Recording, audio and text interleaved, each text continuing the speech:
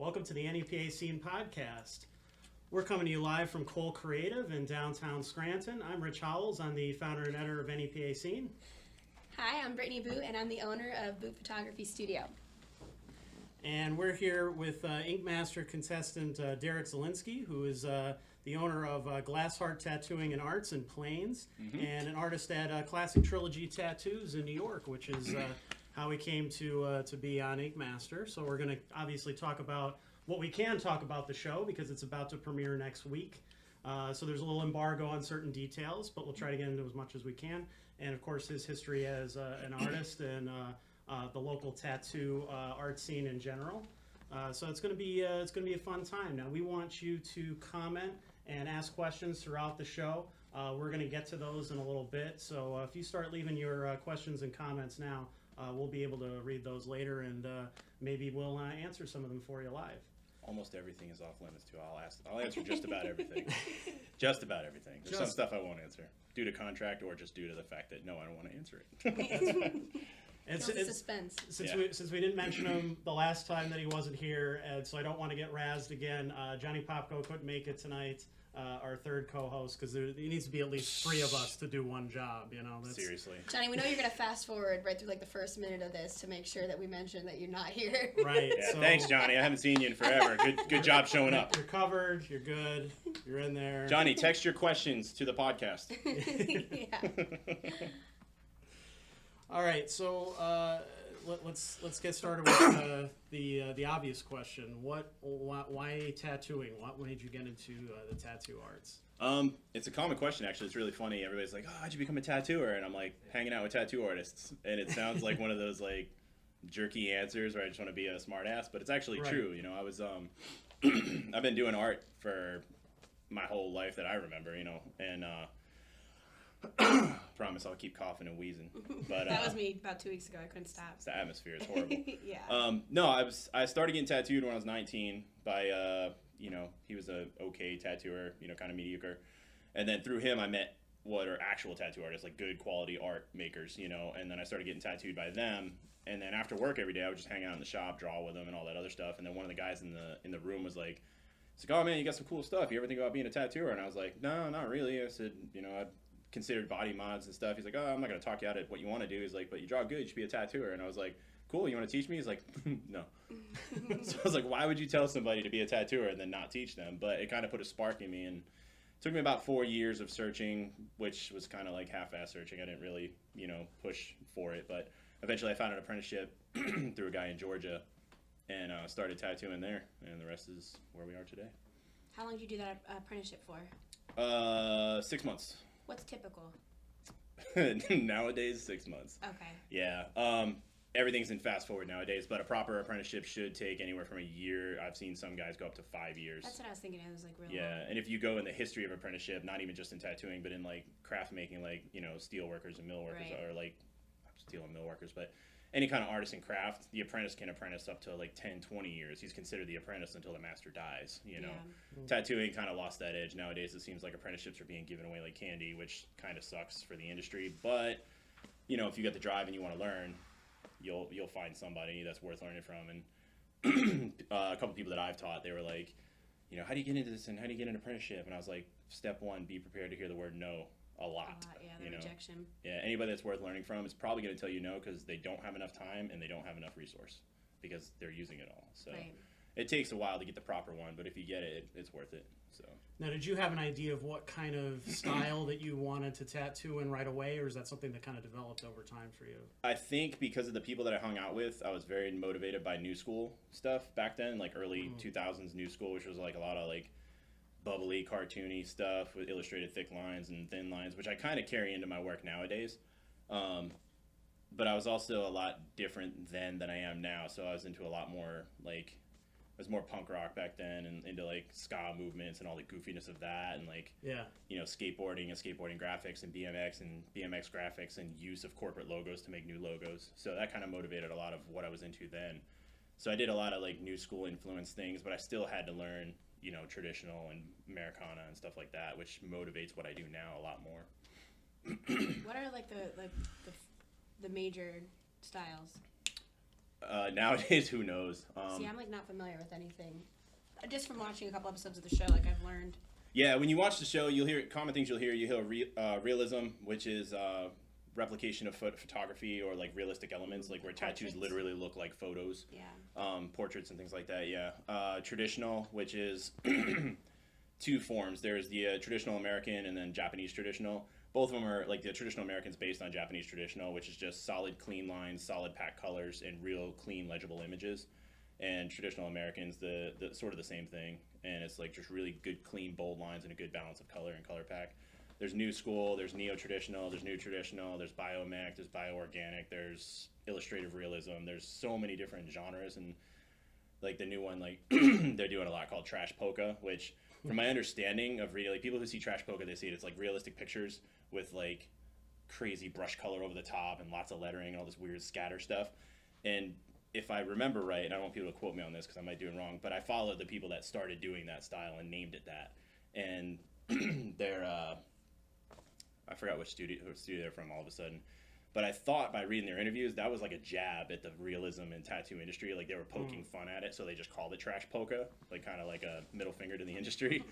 But it became its own style, you know? And that kind of spawned watercolor style tattoos and... I don't know, man. It's all over the board nowadays. I was gonna say, I was so unaware that there were so many different kind of styles to take the approach. And there's different tattooing. There's different artists that get into it too. There's artists that do one thing and they do it really well, and then there's artists that do as much as they can and do that really well. You know, like from the beginning, I'm picking my nose live. That's awesome. My wife's criddling right now. We'll zoom in on that. Yeah, my lady's watching right now. Going, stop picking your nose.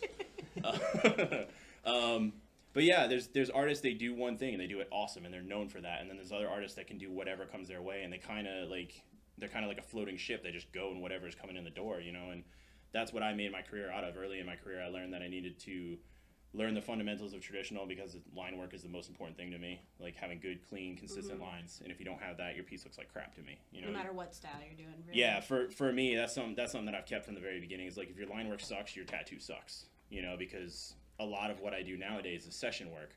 And if you send a tattoo out without good lines, it's going to look janky, it's going to look sketchy, and people aren't going to be impressed. Like I've won clients over just online work, which produces more good work, you know. And then, but I became very familiar with a bunch of different styles because the shop that I started tattooing in Georgia, we were in a one-horse town. We were the only shop. So we got there at noon, and you tattooed till the lobby was empty. And sometimes that was 5, 6 o'clock in the morning, you know. But if you didn't tattoo them, then you didn't make money. Yeah. So I became very versatile in a bunch of different styles, and then I also learned early how to do cover-ups because cover-ups were a big thing then, and they're a huge thing now. And people come with cover-ups and like, oh, I heard from so-and-so I can only do this, that, and the other thing, and like I have to do black or I have to get it lasered. And I challenge people to bring me cover-ups. I actually just started one the other day on my buddy Lou, and it's probably one of the most challenging ones I've done yet. I'm legitimately covering up a half sleeve with a giant image. That's where you see where your creativity really comes in. Yeah, it's a knowledge of what's going to work, what's not going to work, how to make it work, how to work the imagery. Like, there's a lot, man, that comes into tattooing, and that's why, as a tattooer and any tattooers that might be watching, they understand the frustration when a client comes to us and the first thing out of their mouth is price, and like, they want to know how cheap I can do something, and I'm like, you're buying our time and our experience. They don't realize the products that go into what you're doing, the time that goes into what you're doing, and just the mental energy that goes into what you're doing, and the time at home that that you might be spending. Yeah, doing homework and taking away from people. Yeah, definitely. People don't have.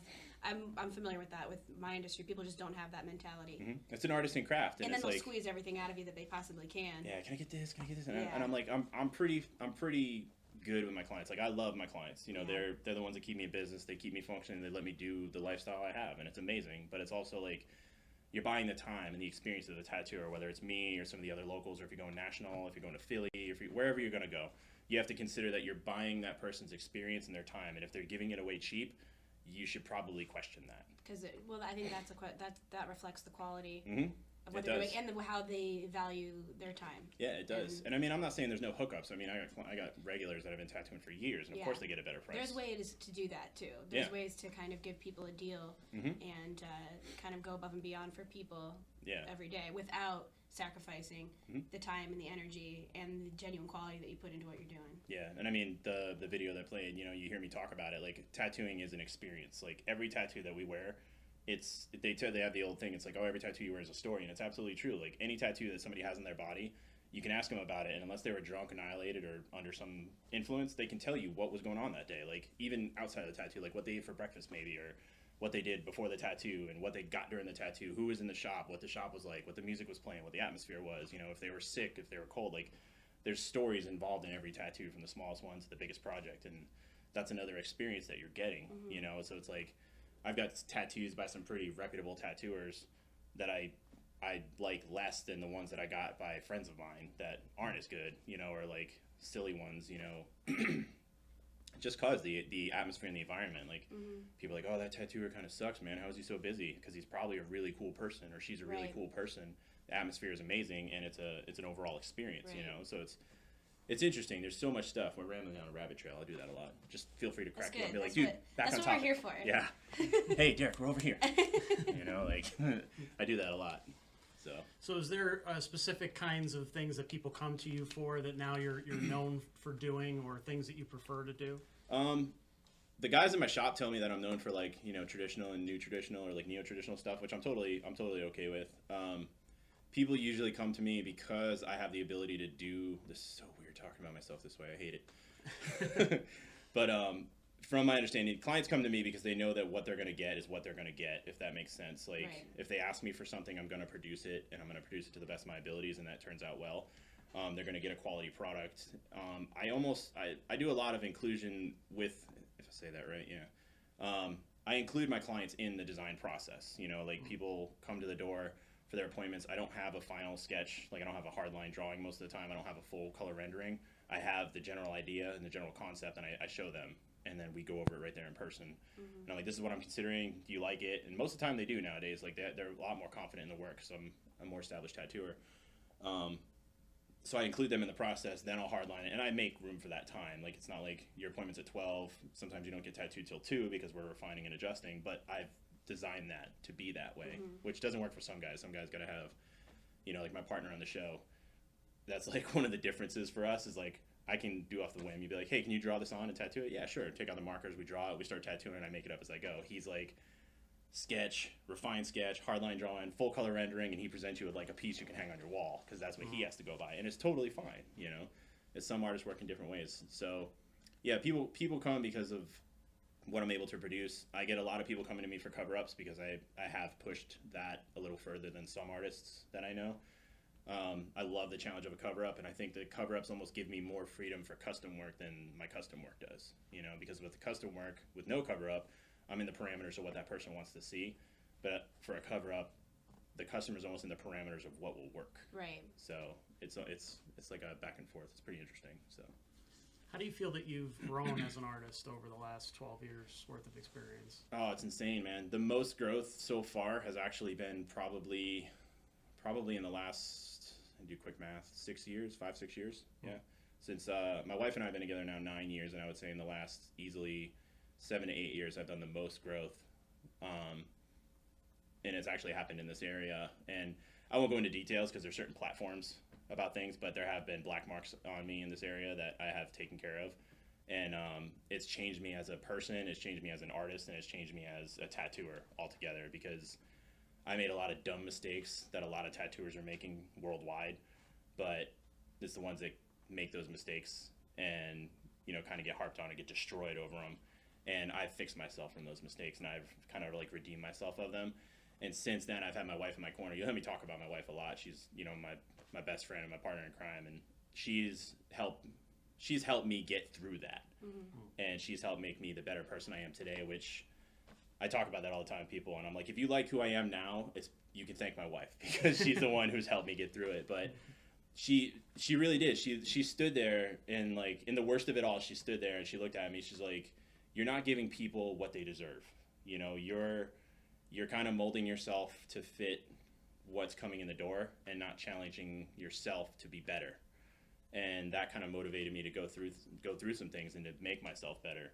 So as a tattooer, most of my growth has come recently because I got rid of bad habits. I've got rid of, you know, old issues, old things, and just crap that I carried for years that people consider everyday life, or they're like, oh, it's just, such and such, being a guy or being an artist or being this, that, and the other thing, when actually it's not. It was legit issues, So once you get rid of those issues, then it opens up the door to grow and to move and to get better. So I'd say most of my progressions come in the past 6 years, both artistically, as a person, as a husband, as a dad, as a shop owner, just everything. It's been really cool. I feel like as a person that's doing art and trying to design their life around that being their career and that being their lifestyle, really, it's more than a career, it's a life. Yeah. I don't feel like you can progress without reflecting on yourself and without reflecting on the things about yourself that you might not necessarily realize at the time are negative. That's true. You live your life every day, and you get into these. We're creatures of habit, so you get into these habits that kind of end up defining you. Yeah. And it gets really confusing and complete fog you're almost living in. You're like, this is how my life is, and you kind of have to take a step back and be like, this is what I want to change, and this is what I want to change, and then the act of doing it, and then you can reflect more. And I think as artists, we're lucky because we're able to see that in a visual progression, and we're able to look back and see the differences in our work, and not only technically, because the more you do something, the better you get in a technical way, but in an emotional way too, which I think is extremely fascinating. Yeah, it's true, because I've seen, there's tattooers that I follow, there's painters that I follow, and it's like, if I can say his name out, like Sean Barber, for instance, is a painter out of California. He's also an art teacher, and he used to teach art down in Florida, where I used to live, like a little bit ahead of where I used to live. And as a painter, he even said it in one of his posts a long while back. He used to do these paintings of these little baby dolls, kind of like the old school creepy baby toys that they used to give girls or boys. And he used to paint them as self-portraits, and they were just miserable looking paintings with down-toned stuff. And as artists, we all go through that stage in the beginning, trying to find who we are. And he would post them, and I remember he posted one as a throwback image one day, and he was talking about, he's like, self-portrait from back when. I haven't painted these in a long time because I'm a totally different artist now. I've found things to do, and I think that reflects in my work now too. Is when I paint a lot more things that are relative to my life. Like, my paintings are not like my tattoos. My paintings are more portraiture or life things, and a lot of my paintings are of my wife, they're of my kid, they're of my dogs, they're of just a totally different outlet. Yeah, things I enjoy. And I know it's weird, as cliche and silly as it sounds, is I try to dump as much positive life into my work, whether it be a painting or a drawing or a tattoo, because it really does change a person's life. And I fight people all the time because of my beliefs. I believe in Christian belief systems, like the Judeo-Christian God and Jesus and all that stuff. And I face a lot of religious people throughout the years of, well, doesn't the Bible say that tattooing's wrong, or you're defiling your body? And I'm not going to go into huge theology, but it's kind of a twist on what those scriptures actually talk about. Most of the one that I understand quoted through Leviticus is about a pagan practice of worship, and then people say oh, it's a defiling of the human body, you're defiling your temple for the spirit. But those scriptures at that point were talking about church leaders who were still practicing sex as a worship service, and putting themselves, who have made clean through Christ, with a prostitute or with a dirty hooker or something like that. It's all taken out of context. Yeah. So, but when I face religious people, they're like, "Well, tattooing's wrong and this, that, and I could just never." And I'm like, if you had the opportunity to see the lives changed by tattoos, you would have a totally different outlook on it. I use my wife. I use my buddy Thom, not the one I'm on the show with. This other guy Thom that I know. I've used ex-addicts. I've covered up track marks. I covered up, just recently actually, this young girl came to me. I'm one of the only people that probably would have tattooed her because she was doing highly visible tattoos as a minor. And as protocol, I usually don't tattoo minors where they can be not covered up by professional attire. But her mom told me the story of what she was doing. She's actually signing up for the MEPS program for ROTC to get into the military. And to get in there, she had to cover up all her self-mutilation scars. So that was both forearms, it was both legs, it was her hip.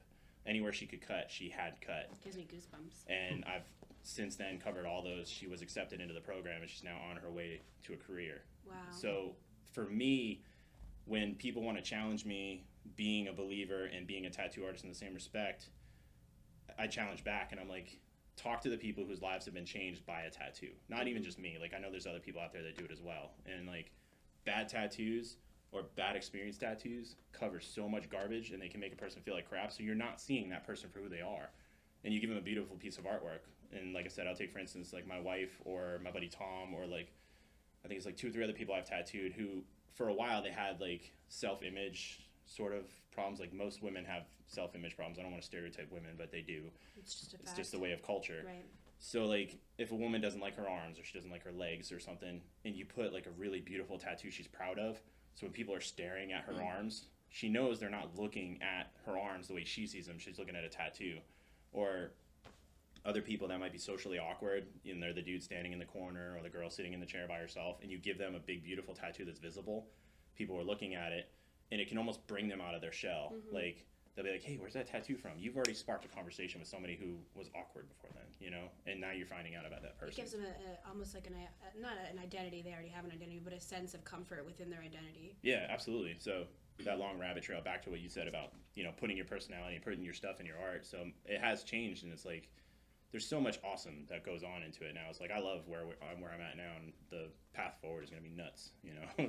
Yeah, it's exciting. Yeah, so with this show, I'm like, I don't even know what kind of roller coaster I've signed up for, you know? Yeah, that's got to be a lot. It's crazy, man. Now, when did you start your own shop, Glass Heart? We opened Glass Heart 2 years ago this October. It was, it's something I've kind of planned on doing for the years. I've never... It was one of those weird timing things, you know. I've worked for I think 5 or 6 shops in this area. I worked for 2 shops in Florida, and I worked for the shop that I started at in Georgia.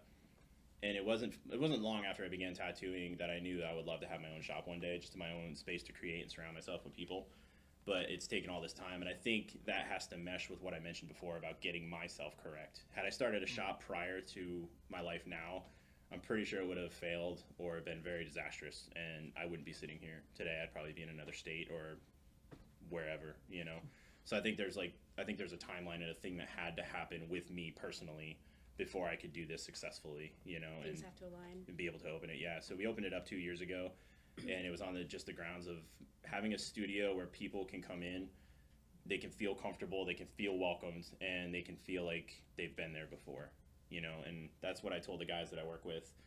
And, you know, we act the same way. It's like when the person walks in that door, I greet them like they've already been there.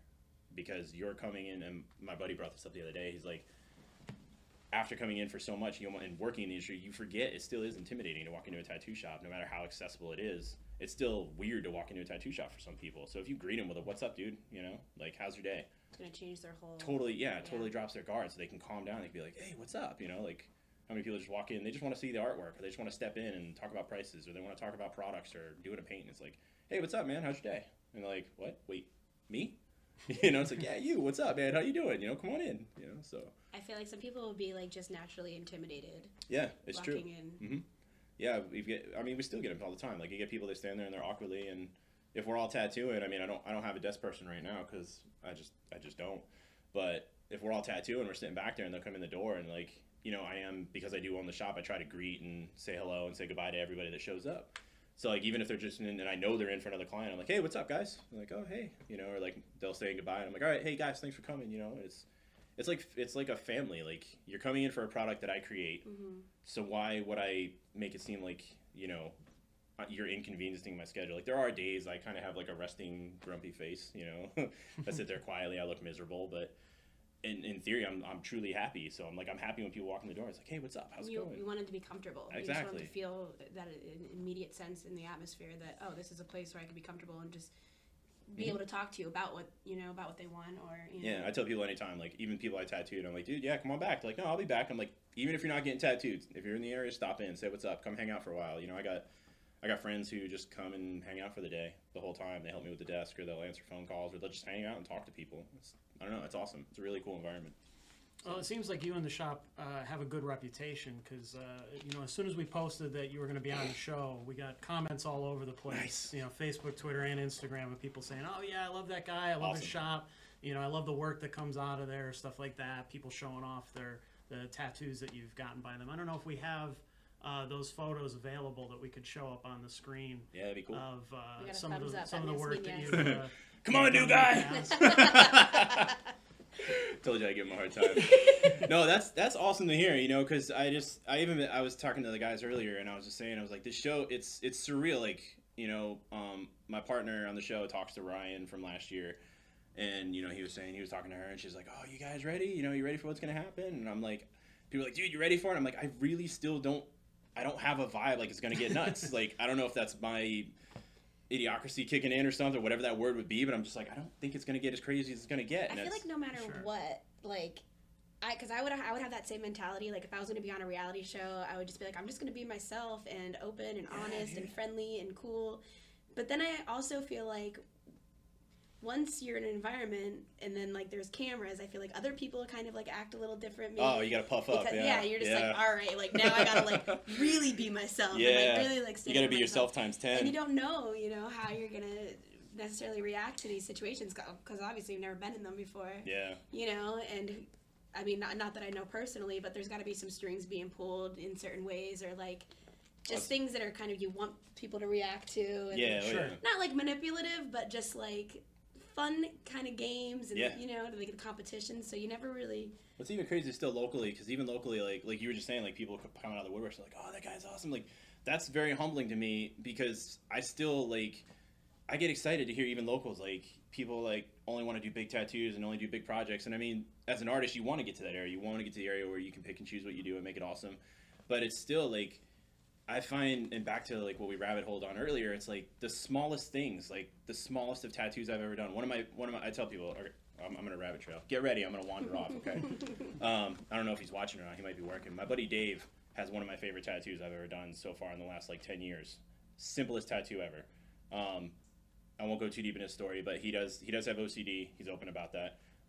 So I asked him one day when I was in a weird like thought process of creating cool art, and I asked him. I said, with your issues, do you ever you told me one of your chicks was counting, and he's like, yeah. I said, do you have a certain number or a certain way that you do this? And he's like, yeah, I always start with my left hand. And I was like, do you have a number that you go to? Because most people that I've understood that have a tick, they have to check a certain amount of times before they can call it quits. Right. So he told me, I think if I remember right, he told me his number was 16. And I was like, okay, well, I said, if it won't cause a fit, check my lamp. Like, I have my lamp, so he reached out and he grabbed it. And I said, where are you looking? He goes, right here. So I wrote XVI, and I tattooed XVI on his wrist. And I haven't talked to him in a while, so I'm not sure if it's still working.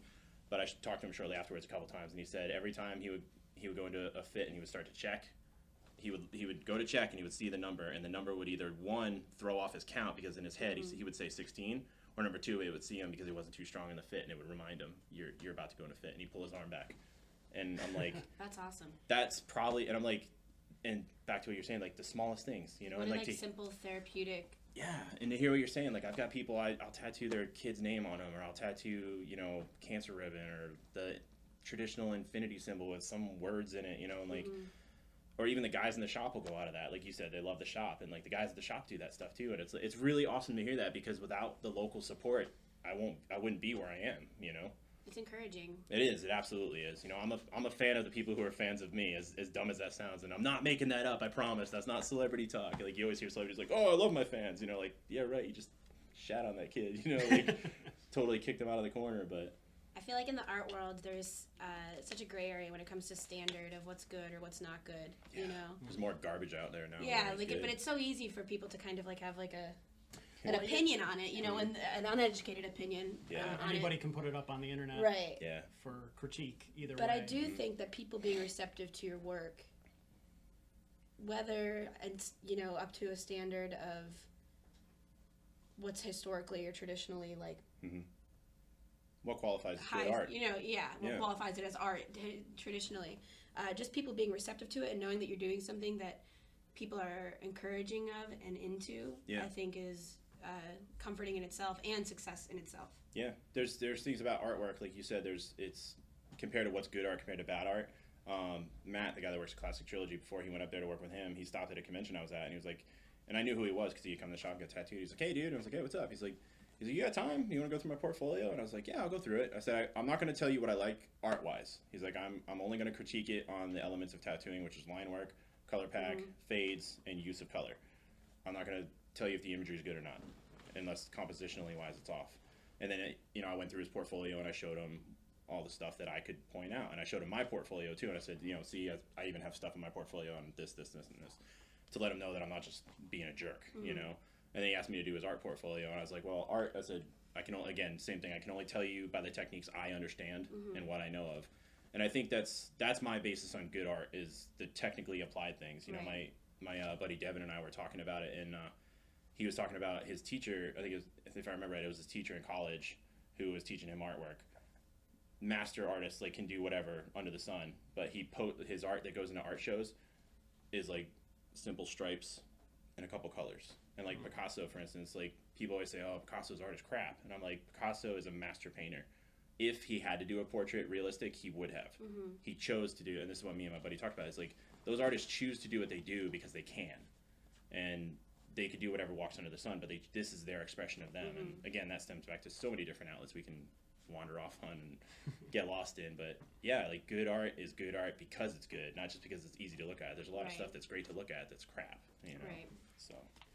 So for people who haven't seen the previews for the next season of Ink Master, what rock are you under? No, I'm just kidding. Seriously, I mean, this is getting 2 million viewers at this point. It's the age of the internet, man. No, I'm just kidding. So it's a little different because everybody's competing in teams this time. Yes.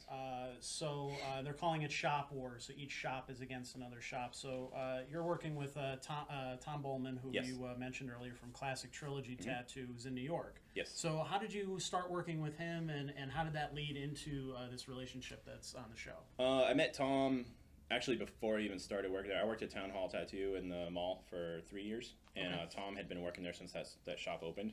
So I met him prior to working there when I would just venture in and kind of talk to the guys here and there. And me and him we met online, and we're gonna swap art, which we still haven't changed yet. We're gonna do painting for painting, and still hasn't happened.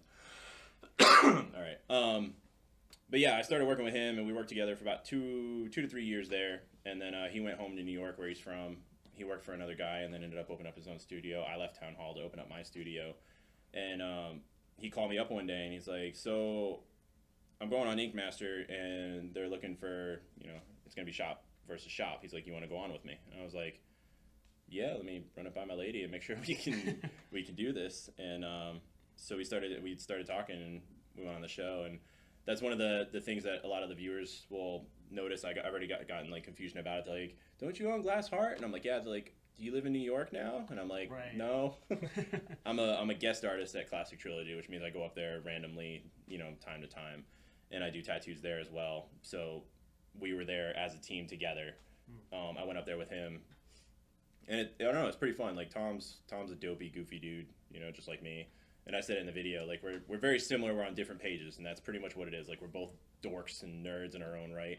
The only main thing we have in common is that we both have asthma and really bad allergies.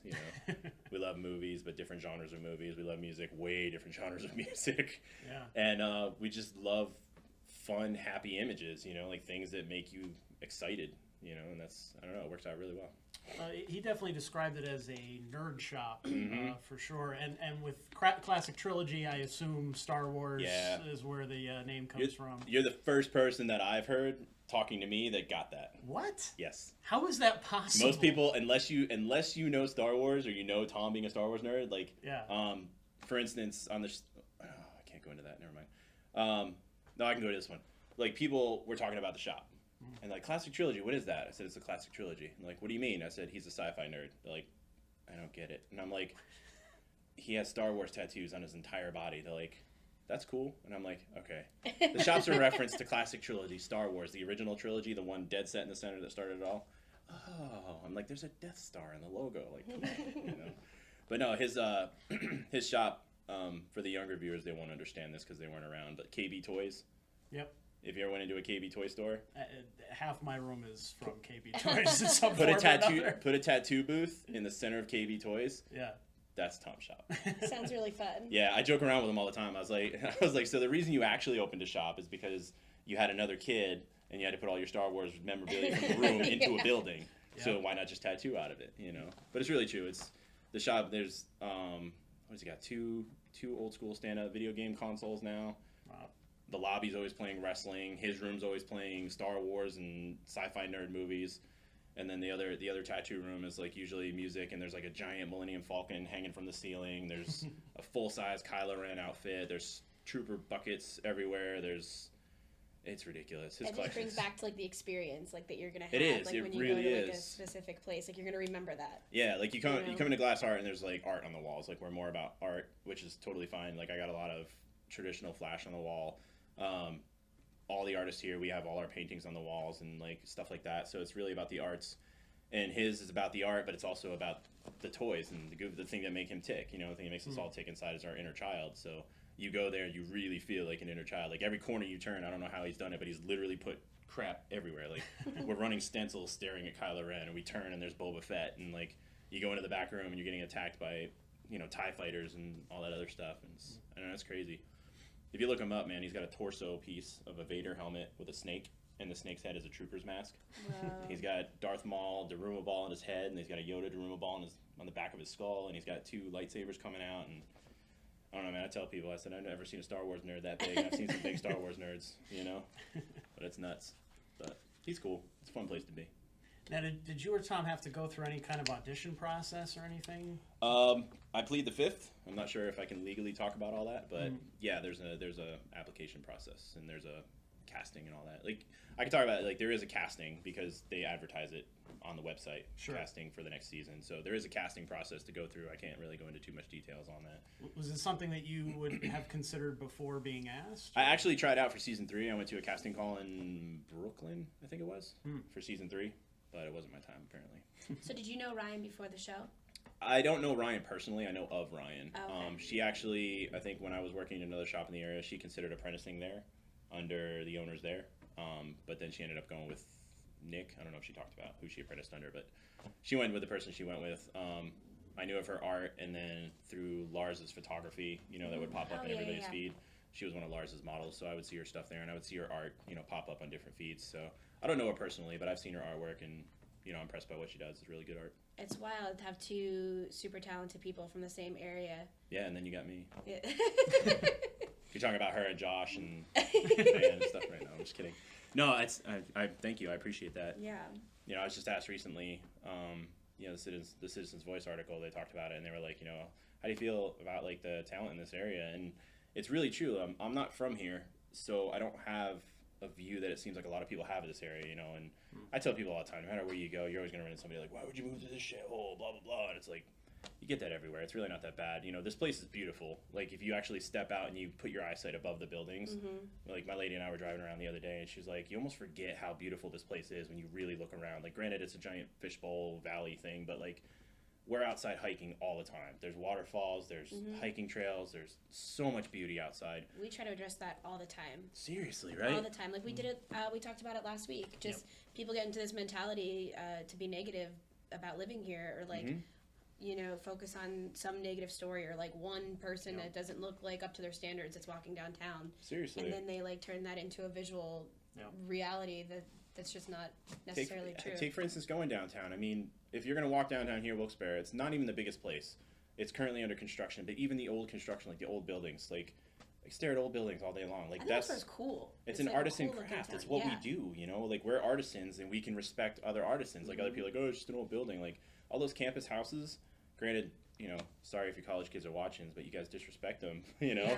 It's true, you talk to the landlords, but those college houses, like even the most mediocre college house down there is beautiful to look at, you know, architecturally. Historic. So I was talking about the area, and I'm like, you know, Ryan was on the show, I'm on the show. To my understanding, somebody was just telling me there was a food truck from this area that competed recently on some show and got like second place or something. There's been a few. Yeah, and then I mean on top of from this area, the food truck, there was a chef that just placed on a show somewhere. Not to mention the bands too. I was gonna say there's what 5-6 bands now. You got Motionless, you got the Menzingers, you got Title Fight, you got Breaking Ben, Tiger's Jaw. Yep. Yeah, so I mean you got all this stuff, and this is what I said in the article too. I mean I say here it's like it's something that we challenge people to all the time. Like people talk to me, or they talk to my wife, or they talk to like my crew, and it's like, get out. Like literally get out. Like open the door to your house and go walk in any direction for an hour, and you're gonna end up seeing something you haven't seen. Like you got to get out of the car, get out in front of the TV, and literally go do some stuff. Like people find it weird. I don't know if it's as weird anymore with the rise of like Hulu and Netflix and stuff, but like I have a TV that sits on my living room that just collects dust. It's there for in case. Like, it's my in case something happens, you know? Like, and people find it weird. Like, you don't have cable? I'm like, no, it's a stupid waste of money for me. Like, why am I going to pay that much money? It's a huge expense. Yeah, and it's like, I'd rather, like, we go outside, we go hiking, we go play in the water. Like, where we go hiking, and we'll literally, there was one time we were at, was it Hickory Run State Park, and we were by the falls, one of the falls there. So many people were just like, we want to enjoy our time. The only way to get away from them was to literally walk in the river. So we literally got in the river, my son included, little 8-year-old kid, walked in the river. It's awesome, beautiful day. And like, people are like, oh, it's so dumb, it's stupid, but it's like, it seriously is. It's crazy exercise. It's beautiful. It's physical. You're outdoors, fresh air. So I tell everybody in the area, you know, like, you have to challenge yourself. You have to step outside this box. Like, from an outsider's perspective, there's sadly a bunch of oppression in the area because of the history of the steel mill and the coal mining, you know, falling off. Generational families who have dealt with the tough end of that stick, and you know, I can sympathize with that. But sitting and wallowing in negativity is not going to get anywhere. You know, we all go through negative stuff. We all go through motivational depression. And then my wife and I were actually just talking about it this morning. When we got married, our pastor told us, he was like, this is the second most geographically depressed area behind Seattle, Portland, because of the way we're arranged. There's no direct sunlight. There's no moving body of water. And there's no changing of the seasons. So you already geographically have challenges here. And then I saw they call it the SAD, seasonal affective disorder or something. Right. And it's, people deal with it, and it's like, it's year round. We got 9 months of winter and a month of spring, 2 months of fall, you know? So it's like, you have to physically challenge yourself to get out and do some stuff to get a better mentality about what's going on here. And I think once you can start doing that, you can see how awesome this place has potential to be, you know? People always fail to experience the environment around them, and it blows my mind. And a big thing, turn off the news. Stop watching the news, except when I'm on it. Stop watching it until I'm on it. Watch until I go on it next Tuesday. After that, stop watching. Right. But like, seriously, the news is a fear machine, and that's just feeding people shit. Yeah. And they're staying in their house, scared of everything. And they eat it up. Like, it's horrible. Like I see people eat up the news articles around here more than I feel like not that I've had many experiences, you know, interacting with people, how they absorb the media, but people around here are it's like they have an addiction to negative media sometimes. Yeah, and I don't want to paint a picture that anybody who's watching from the area or anybody who has friends, where like, I don't want to paint a picture that I don't like people in the area, because I do. I generally enjoy people. I generally do. But it's the negative outlook. Like, I want to challenge people. Like, seriously, stop. Like, people like, oh God, another kid died of heroin, and I'm like, what are you doing to help? Right. What are you dumping into the youth? What are you dumping into your family? What are you dumping into your friends? Like, you know, it's weird. It's almost a mentality like you got to take with your kid. Like, I'm still trying to learn as a dad how to influence my kid. Like, I got to change myself for my kid to get better, you know? And it's like, I deal with struggles with my kid, and I try to be a better dad, and it's like, you just even have to think, like, how do I adjust for this? And you can relate that to people too. Like, you want a better relationship with somebody? Change your perspective, you know? Ask questions. Talk to them like you legitimately want to hear what they have to say. And I don't know, it can be very motivational. We're going off topic here. Yeah. Come on, new guy, get me back on topic. Now, did Ryan being from the area, did that have any effect on, like, you feel like if she could do it, I could do it too, you know? I didn't compare myself to that. I mean, you know, I'm glad somebody went on from this area. That's really cool. It sucks the shadow that was cast because she won. Like, Ryan Ashley wins, you know, she owns this, she owns that, her boyfriend's this, they have this, and I'm like, hi, I'm just a lonely dude, just operating a shop, hanging out with my family, you know. But no, it was cool. It was good that somebody was here to recognize. So as soon as I got there, people knew where I was from. Like, hey, isn't that where Ryan's from? Yeah, we were up there. We drove her home or whatever. So it was cool that they recognized where we were from. It helped out with, you know, a couple things here and there. So, but I was like, of course I have to join a show that somebody from here was on and won. No pressure. Yeah, no pressure at all. At all, you know. So what are the hosts like behind the scenes? They're pretty chill. I mean, yeah, it's a common question. Everybody's like, "What's Dave Navarro like?" I'm like, "I don't know. I don't work with him."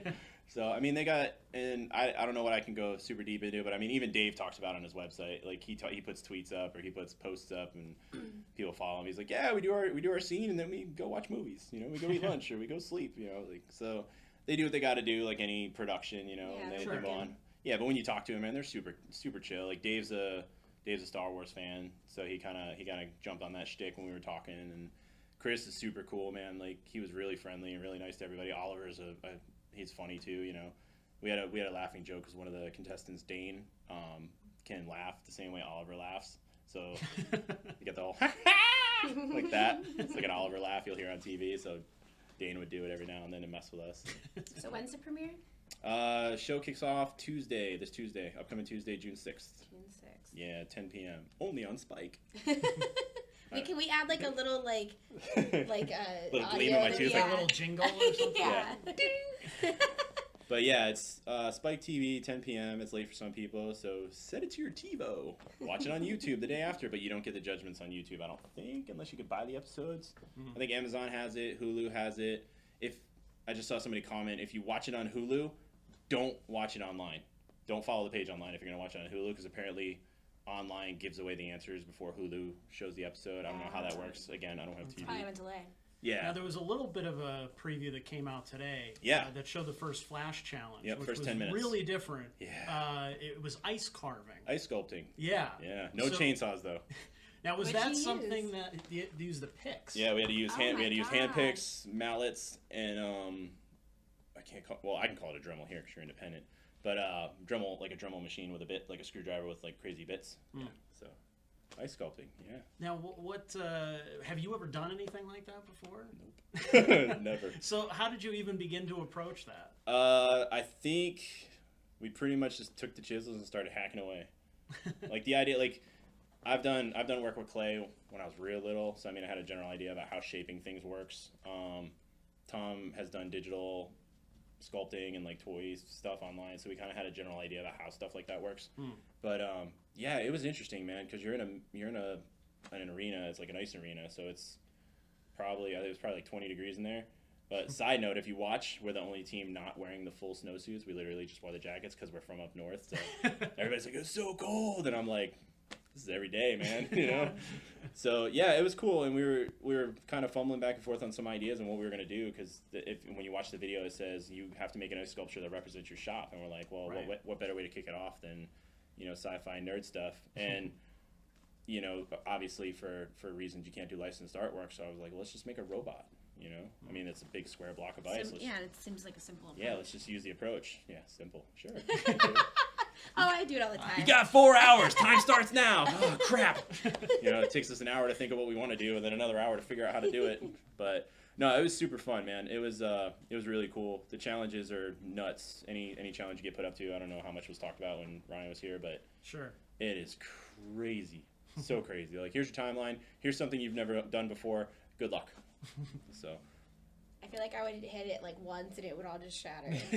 I actually broke ours. See, like I feel like that's what Yeah.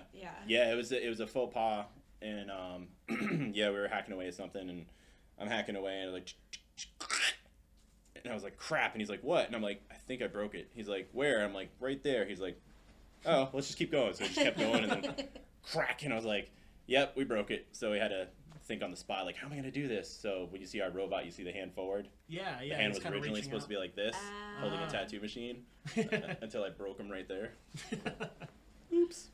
Still turned out pretty good. Yeah, I didn't see that. I'll have you have to check. it. It just came out today. Yeah, so. there's a still frame. If you go to my my Facebook page or my Instagram page, there's a still frame of it. You know, from the critique section, you can see the robot standing next to us. Pretty cool. Yeah, I'll totally have to check that out. It was fun though. I was like, great. Now I'm gonna get home. And people are like, I got a birthday party. You want to ice sculpt? No, I don't. So I know you can't talk about much else. So what can you say about your experience or your approach going into this? Overall, it was super rad. I mean, obviously, I went into it and I told him, I was like, let's just go win everything. You know, like overly confident. I'm like, just get in there and just aim to win everything. Like, let's win all the Flash challenges. Let's just do the best tattoos we can. And we set that standard. And then, you know, we have worked together. We've never collaborated on tattoos, but we have worked together, so we know how to bounce ideas off one another. So our plan going into it was just like, let's just do what we do. You know, let's just tattoo the way we tattoo. And I'm confident in my lines. He's confident in his, you know, lines and colors and stuff. And I'm confident in my colors. So it's like, when you're confident in your work, let's just put out good work, you know, and then obviously you get there and they throw you for those loops. Yeah, it's like, here's a bunch of challenges. So here's the timeline. Here's a subject matter. Here's this. Here's that. You It was awesome though. Like the experience is amazing, and to everybody sitting on the couch, you're wrong. It's not that easy. You right there. Yeah. I love how people are. I'll point at both of them, you know, but it's I even watch it. Like I watch from the sidelines. I'm like, dude, you're doing a pinup. You do pinups all the time. What's the problem? And now I know. So, but yeah, it's super challenging. It's a lot of fun. It's very stressful, and I've never really ever done anything like it. And there's like a joke going around with the cast. It's like it's crack for tattooers. Like you start doing it, and you're not sure if you're gonna do it right. But then once you get doing it, you realize how crappy it can be. And then like you get done, and you're like, wow, I can't wait for tomorrow. You know, like what am I thinking? So it was super fun, and it was a blast, man. And the challenges are nuts. The tattoos are nuts. And I think this season is way different because of the team factor. And I know they're really pushing that and saying it, but it really is, because tattooing, you tattoo by yourself, and people bring it up. Like I tattoo by me. You know, that's it. I'm in charge of me. I'm in charge of the art. Subject to what my client wants, but outside of that, I'm doing the whole process. And in this, it's like I'm doing the process with somebody. So now you have two brains thinking their own way, trying to work together to think that way, trying to match what the judges want, trying to match what you're going to get critiqued on, trying to match the subject, trying to fit in the timeline. And there's a whole bunch of other curveballs that are going to happen that I'm pretty sure people are going to watch and be like, what? You know, like there's going to be things you're going to see that you probably haven't seen in any other episode that it's going to be really interesting to see. So, and I haven't seen any of it. I haven't seen any of the edits, nothing. You know, I'm in the dark just like everybody else. So it's going to be fun the way to see it's cut and spliced and pieced together. Should be a good time. Cool. Tuesday nights at 10 on Spike. They should just have you do that too. Like I know, it should be a little bumper. Yeah. Hashtag. We'll read some comments. So if you haven't commented and you haven't asked any questions, please do so now. This is your last chance before we wrap up. Running out of time already. What time is it? Tom, who is your partner on the show, it says... is he commenting? Says, tell Derek, even though I'm not watching myself on the show, I'm still watching. Quote, unquote. Tom.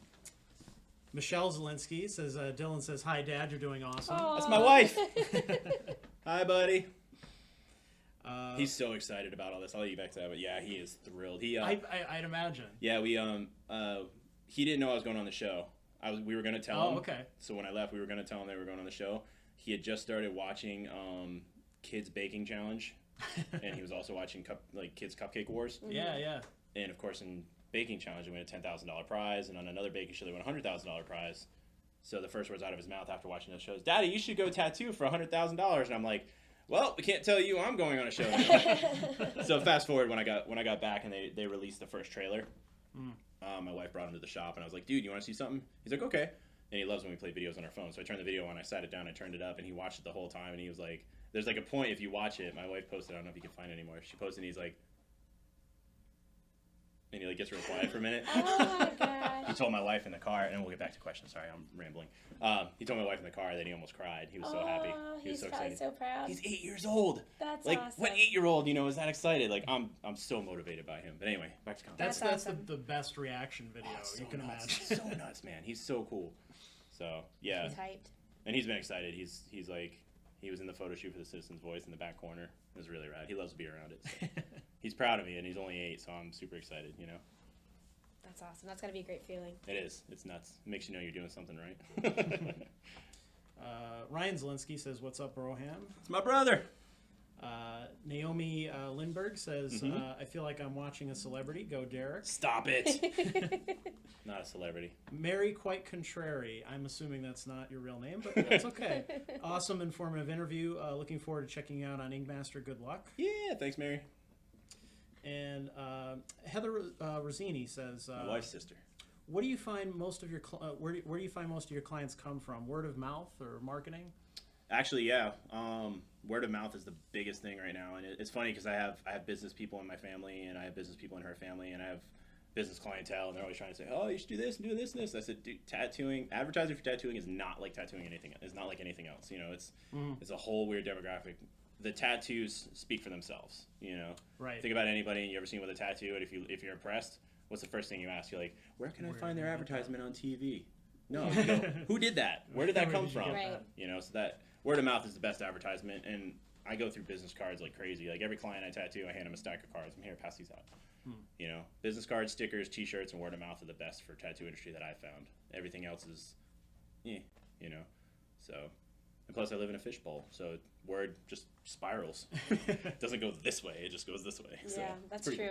It's a small town. It is. So I mean, you do some good stuff, and you get it out there, and you can override everything. So. Next question. Hi, Heather. See. Doug Chapman says, "Why are you so incredibly good looking?" Doug, he's in Texas right now. I don't know, He's Doug. watching all the way from Texas. Doug, you can thank Michelle for that one. Yeah, I already went over that. Oh, this is a good question Here we from go. Crystal. She says, "Could Derek talk about how accessible, vegan-friendly tattoo products are in the industry?" Oh, yeah. I do, yeah. My wife and I are whole food vegetarian or vegan lifestyle, so that's another thing. That's a whole nother interview. I'll have to come back. Tell these guys to have me back. Again, we'll go over everything. No, actually, vegan products are a lot more rampant in the industry now than they've ever been. From everything from the pigments we use to the aftercare we use to most of the products. As an environmentally conscious person, I do hate a lot of things about the tattoo industry that I kind of have to do for sanitation reasons, like using plastics and things like that. Yeah, everything I use in my shop, minus like 2 products, is vegan, and one I just found out recently. So I'm trying to find the vegan alternative to it. But it's nothing that touches, like nothing that is intrusive on the human. And the only other thing I'd never promise is vegan is my my cleaner, my after tattoo cleaner, and that has to kill everything all the way up to like tuberculosis and hepatitis. So I can't promise that's not been tested on animals, but for your safety, I have to use it because I haven't found a vegan equivalent. So is there a big price difference? For vegan products, no. Everything, it's almost standard now. It's all natural. Yeah. Yeah. Most of the pigments nowadays are made from, vegetable and mineral based things like that. So all the pigments are natural, things made in nature. They're not really plastics or mercury or all that other nonsense that has the old stigma. So yeah, come get tattooed. We use all vegan products. That's awesome. Remy says, feels weird to see you there, buddy, but it's also a good thing. Is it REMI? Yes. You know where he's coming from? France. Wow. He was an exchange. Remy, what's up, man? If you're still watching, if it's the one I'm thinking of, he was a French exchange student. My wife and I hosted about 3 or 4 years ago. Dude's super cool. Nice. Super cool. He's really quiet. He was really shy. It was awesome. Remy, what's up? He was really quiet, really shy. It was really rad. But then he posted this power rant, and it was super cool to read it. And then at the very end, he thanked my wife and him. He's like, this was inspired by 2 super motivational people, Derek and Michelle. Thanks for having me. And my wife and I were just blown away because we're like, man, was he scared of us? But he was super cool, dude. Really That's chill. awesome. Yeah. So what's up, Remy? Naomi says, you better not leave NEPA now that you're a movie star or reality star. Oh, the celebrity stuff is terrible. I make no promises about moving because I don't plan that far ahead. My wife and I haven't entertained the idea about eventually moving someday. We don't know. We got a lot of stuff going on, so I'm not going anywhere anytime soon. But I can't promise I won't ever move away. Well, she says you're good, humble, and family oriented, so you're paving the way. Thank you. I try to be. And Dave Sartar says, good luck. I hope you win. Where do you tattoo at? Which we've plugged before, but we should plug it again. New guy, get it on the screen. No, I'm kidding. Glass Heart Tattooing and Arts in Plains, Pennsylvania. If you know where the JD Shoes is in the Turkey Hill, there's a plug. Pay me. No. In Plains, it's on East Carey Street. It's right down the hill. If you're at Turkey Hill, sitting at the red light, looking at JD Shoes, you will see a giant sign that says tattoo. And then my windows have the words tattoo. They're like 18 inches tall. You can't miss it. And if you miss it, just spin around. You'll find it. So. Cool. Well, is there anything else you want to mention about the show before we close out? Spike TV, Tuesday nights at 10. No, it's going to be fun. I'll be watching along with everybody else. My wife and I are hosting a viewing gathering. I don't want to call it a party. Tuesday, this upcoming Tuesday at Parsons Family Diner in Plains. It's on River Street next to the Weiss. So, anybody that's available, I don't know if I should be plugging it now. But either way, if you want to come and watch some TV with us, that's where we're going to be. If you're not, you can watch it afterwards. I think they show it, back to back once or twice. Yeah. And then Tuesday nights, I believe, Plains Pub, right across the street from the shop, will be hosting it as well. It's not like a party, but they'll be playing it on a couple televisions because I told them about it, and they're super excited. And I might be there every other Tuesday or something. We'll see. Follow me on Facebook and Instagram. That's where I put my posts up. The shop's on Facebook. I'm on Facebook. I'm on Instagram. Every social anxiety network, I think. So mainly Facebook and Instagram is what I use. I do have a Twitter. I will not promise you I will be active on it because I still don't understand it. I don't know how it all works. So Yeah. Apparently needed it as the president. So. Seriously, right? I did it because I know it works good for the show and it's good for promo and having conversations with clients. So I'm gonna try and do Twitter. I hope I do it right. But if not, find me on Instagram and Facebook and come get tattooed. Even if it's not by me, just come hang out. Come say what's up. Cool. You know, shop's open. Well, sort of. And Steffi says that you're an awesome tattoo artist. She still gets compliments on her fur baby tattoo. I know you specialize. It seems like you do a lot of dogs. Yeah, you're a dog fan. I'm not pigeonholed as the dog guy, but I do a ton of dog portraits, and I think that steps back. I don't know how much time we got left. That stems back. My wife and I, we ran a pit bull education and rescue group in the area for about 5 years. So I picked up a huge network of dog lovers, and I love it, man. Bring me anything, and doing. Oh, I know who you're talking about now. Just remind me who she was. Hi, Steph. But yeah, the dog portrait thing, I do a lot of them, and I do them all different ways. I've done stylized, I've done photo replications. So yeah, dogs are big appeal. Dogs are kids to people who don't have kids, or kids to people who have kids and like their dogs better. So yeah. All right. Well, that's all the time we have.